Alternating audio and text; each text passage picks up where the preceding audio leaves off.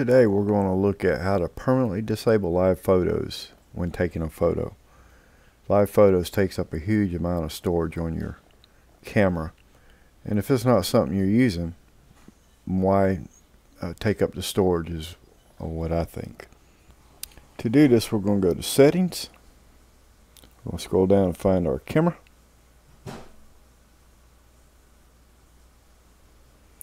And we're going to go to Preserve Settings.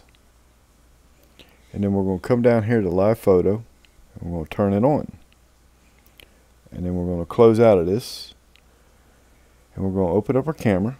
And you'll notice up here in the upper right hand corner that little looks like a target. It's yellow. That's your live photo thing where you can turn it off individually taking photos. If you don't want to do this, you can just tap that to turn it off individually. But if you have preserved settings, you can tap that, turn it off. And we'll just to show you, I'm going to close completely out of it, out of everything. And you go back to Settings. And live photos still on. If you go look at your camera again, you'll notice in the upper right hand corner that target still has the line through it. So every time you take a photo now, it's just going to take the photo. You're not going to get the recording that goes with it.